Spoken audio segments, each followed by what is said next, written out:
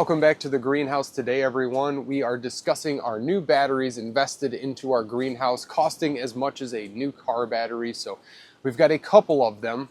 It was a decent investment, but as opposed to running old car batteries, these are going to do a lot more. And I want to discuss how we're running them, show the whole operation, our timer systems, a couple cool experiments we got going on, and how much we've actually bought ourselves as far as runtime into the night. Now, if that sounds interesting, please consider subscribing. Let's get right into this. So as always, I've got some facts for everyone. We've got 12.8 volts, 100 amp hours, giving us about 1280 watt hours. So we've got some serious power we can put out of these batteries. I just got a few rundowns of everything that we'll be able to operate for how long. So as you can see, we've got a 10 watt device, and 1280 divided by 10 gives us 128 hours. And with the 50 watt device, we've got 1280 divided by 50 giving us about 25.6 hours, and a 100 watt device, 1280 divided by 100 is about 12.8 hours of runtime just off the battery, and that is completely basically depleting the battery. So we always run on minimums. We don't want to overload this system. And I've got one more here. I kind of smudged up the answer, but we've got 12 watt pump that we're using for our Jean Pain overflow tank to run hot water through our compost. 1280 divided by 12 is about 106 hours that we would be able to operate that pump. And that is at 100% efficiency, and that's with a decent temperature. So 50 degrees is not bad for a lithium battery. And with very cold temperatures, we could have less longevity on the batteries, but that's why I got large ones. 100 amp hours is going to suffice the needs that we have in this greenhouse, allowing us to run these, especially on a timer where we're running 5 minutes off, 5 minutes, 5 on, 5 off. So we'll be able to use the longevity that we've acquired to operate geothermal, compost heating, moving air around the greenhouse. I've got a cool experiment I want to show everybody with a motor speed controller. Before I show everybody what we've got going on in here, the factors affecting it is obviously the amount of sun you've got coming in, how much energy you can charge your battery with, the ambient temperature, and relative humidity. So we've got a decently high humidity in here most of the time. It's not going to be ideal for these batteries, but they are sealed up and they're meant for this application right here, a cold weather situation where we can put these in a storage shed or in a greenhouse and operate as much as we need to. So we did start a little fire. I've got my Peltier device fan operating just off of heat turned to electricity. Feels pretty darn good because it is cold outside.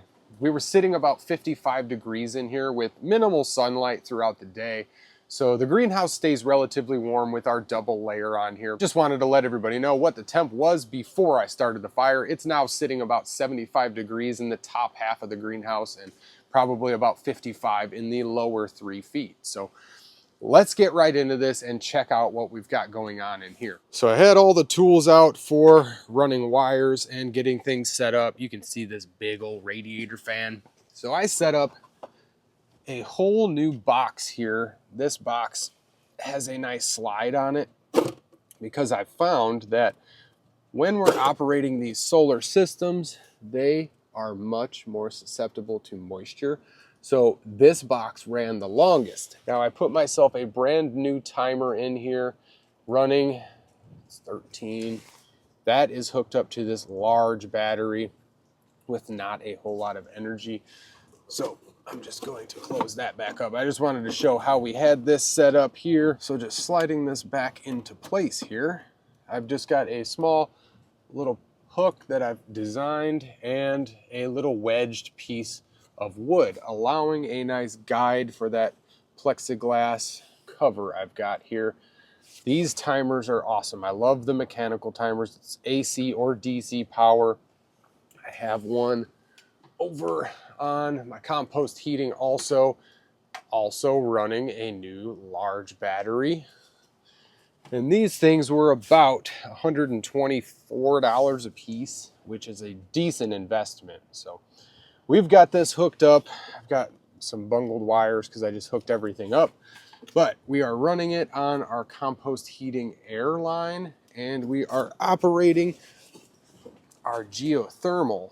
As you can see, it's not currently running because the timer is actually off right now. I turned every 5 minutes on, every 5 off. So 5 on, 5 off, like I stated. And when it kicks on, this power output will be red. So that's not the only thing I hooked up. I tapped into the wall. Here comes my son, braving the cold. We've got a bunch of snow that fell. Here, you can throw that in the compost heating tank. Eating it. Yeah. All right, so we tapped ourselves through the wall, hooked up that solar panel that is out on our shed there. So this one is operating off this tiny little battery.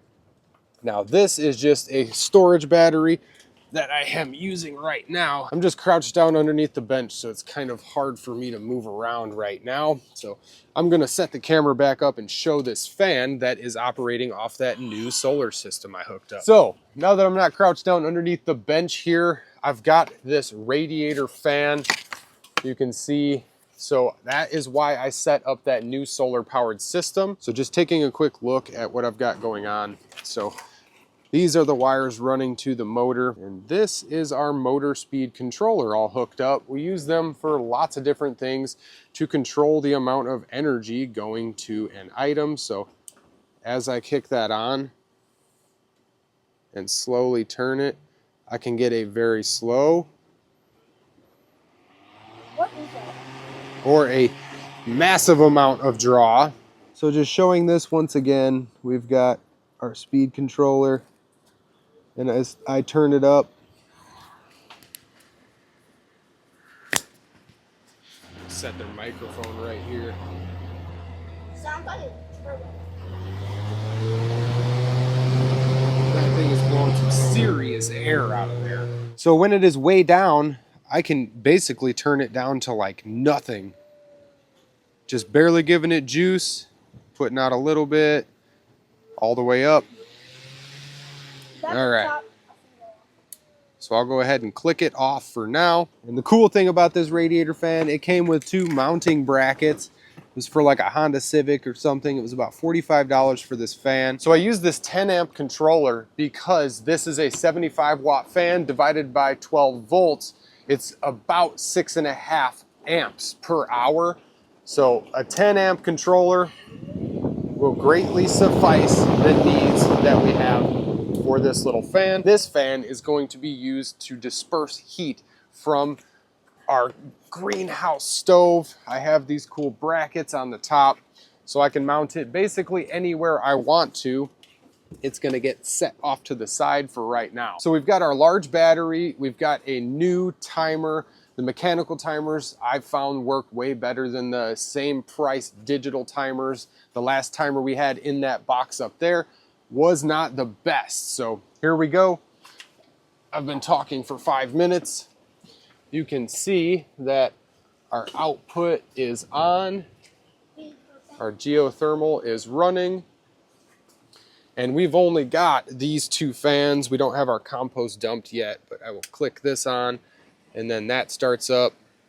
We've got air blowing out of here, but it is pretty chilly because these are exposed outside. So we're not going to operate that one, but we've only got about 10 watts draw on these 2 fans. I could add another fan to this system and still operate it all night long for many nights without any sun input at all, no solar activity. So we've got a good setup for our geothermal where it blows through right down there somewhere, right into the tunnel. All night long, we'll be able to blow that. Check this out. We've got tomatoes popping up right on the edge of the greenhouse, and we've got snow sitting outside, and there's ice on buckets outside. So jumping over to our compost heating, we've got this battery operating our timer. We'll kick it on auto. It's not on time right now, so we'll turn it on fully. That little output red light comes on, and we've got cold water coming through because it's running through a barrel outside. So that's why we're not operating this right now. But very simple solar, and that pump we're using is only 12 watts. So we'll be able to use that for many, many hours without fail. As long as we have every 5 minutes on, 5 off, we'll never have to worry about it not running or operating for us throughout the middle of the night. So I really wanted to make this video quite short, just run through everything and show the investments and the new creations. We've got our Lights kicking on here. Looks cool and it's dark out, and we've got our greenhouse grow lights on. So just running through everything again. If anybody has any questions, I can drop a link to fans, 10 amp controllers. This was a very simple setup. I left myself a ton of slack, and I always mark the positive with a little sleeve or something like that, just so I know what's positive. Very simple to set up a controller like this, and it's really cool to be able to operate it. It's just one click and you get a little bit, and you keep cranking it, you've got a lot, and it just creates a hurricane in the greenhouse. So that is the largest fan we've had. Definitely going to use this for ventilation this summer, but for right now, it's going to help us move a lot of heat off of our stove here. Peltier fan works great. Timer works great. And like I said, having some type of casing over to keep the moisture out of your solar controllers. Just looking down at the bottom of that box, we created a nice little gasket here with a piece of pond liner, old pond liner. All of our cords go through that gasket. Create a nice good seal. Just stapled it on there and popped a little hole and ran all the lines through. So that's pretty much it for today, guys. Set everything up. Been doing quite a bit of work out here, and I can't wait to experiment with this. These little junction boxes real fast, they come with lids on them and stuff, so we can basically just clasp that lid right on there. And now we've got a decent seal and our control lines coming out. So with that, I'm gonna let you guys go. We've been in and out of the greenhouse, and there comes the sun. That just feels great on the face. We've been working in and out of the greenhouse all day. It's friggin' cold out, so we're gonna go eat some hot food inside for once. We're not just eating like Neanderthals in the greenhouse. So any questions, drop them to us in the comments, and thank you guys for watching this video.